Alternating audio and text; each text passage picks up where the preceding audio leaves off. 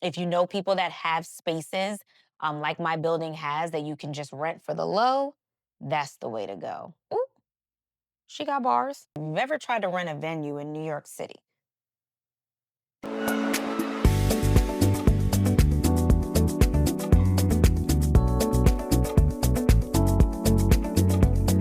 Hey, what's up, y'all? My name is Aurelia Michael Holmgren, and welcome back to the channel. Businesswoman, bodybuilder babe, Broadway chick, and now future baby mama. And I am currently 22 weeks pregnant. And today we are doing part two, so you may need to catch up.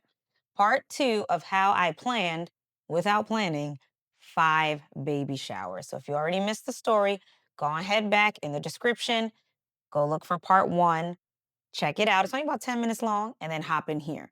But if not, I'll give you a quick overview. So, right now, I am in Sacramento, and I believe my cast is throwing me a surprise baby shower. Woo! And then I have one in New Jersey, one in New York, one in California, and then I'm planning to do one virtually. I'm not going to tell you what the first three things are. You're going to have to go back. You can see them down in the description, but I go in much more detail. And now we're going to go through numbers 4 through 7 of what you should do to help plan without planning your baby showers and going crazy. All right, here we go. So now that we've done the first three things, the next is to book a venue.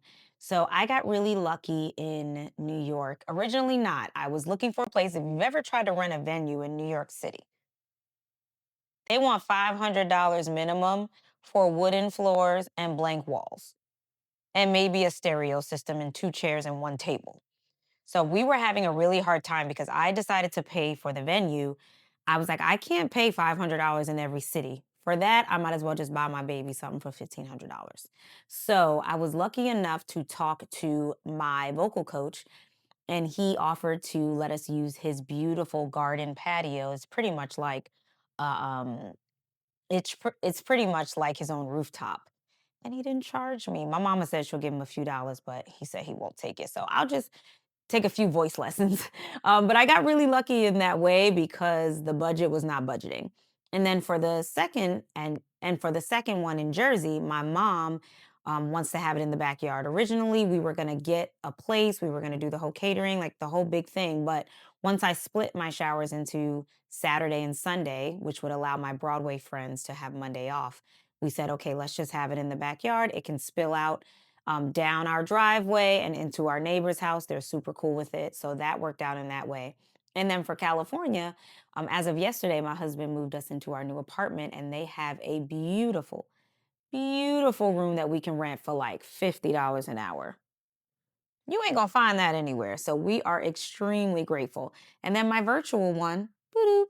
But if you're already thinking about it, check out Peerspace, Google search event venues for baby showers, get on TikTok, like start doing the research already. But the honestly, the best thing was just telling people, I'm having a hard time finding a venue. And it was actually the choreographer I work with because I'm out here doing a musical.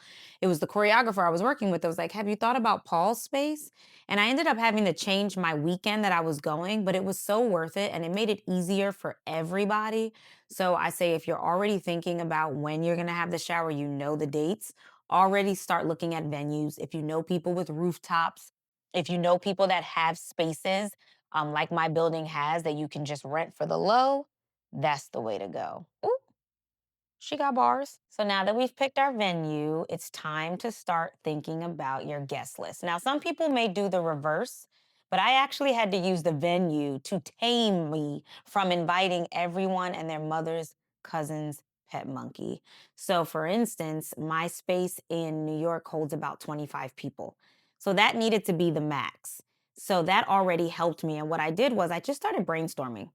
I went to my Instagram. This is a true story. I went to my Instagram, and you know, the people you look at the most come up across their stories, come up before everyone else. So I just started looking through my stories, and then, oh, yeah, I didn't even click on them. I just looked at the people as I scrolled across.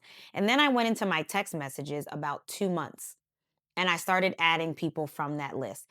If we haven't talked in 3 to 6 months, more than likely, unless that's just our thing, you're not getting invited. You might be at the virtual one, but you have to think about if you have people in your committee. Ooh, Did I just give away one of the things from earlier? Maybe.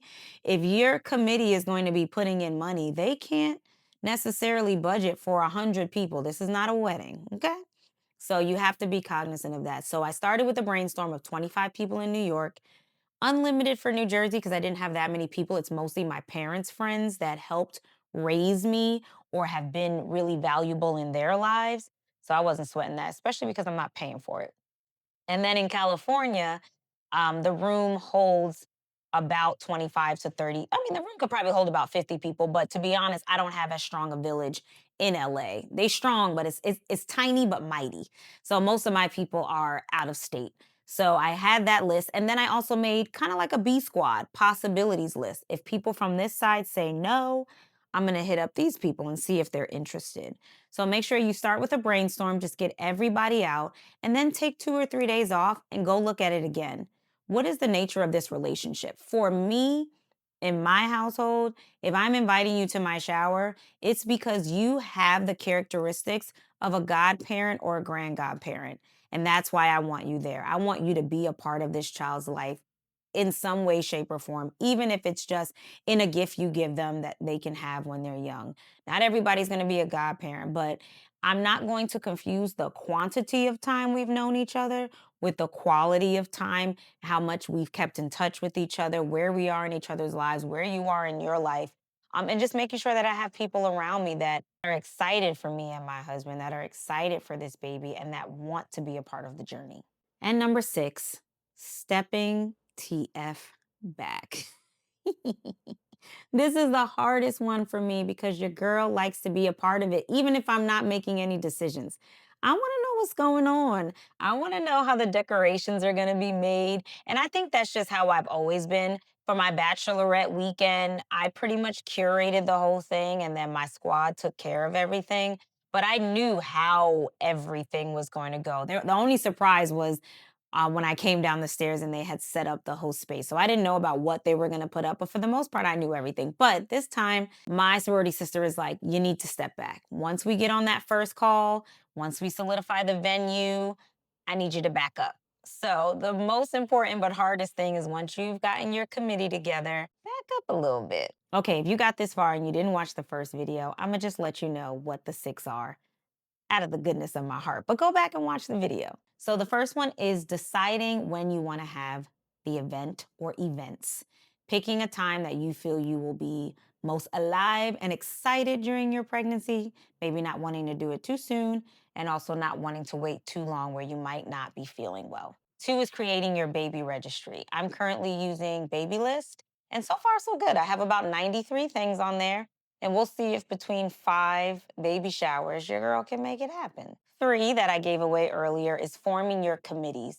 Getting people together, maybe 4 to 5 people, and think about their strengths as well. Is someone very good with design? Is someone good with DIYs? Is someone very organized? And make sure you are clear with them individually first of the time and or financial commitment they are able to make before starting the ultimate group chat.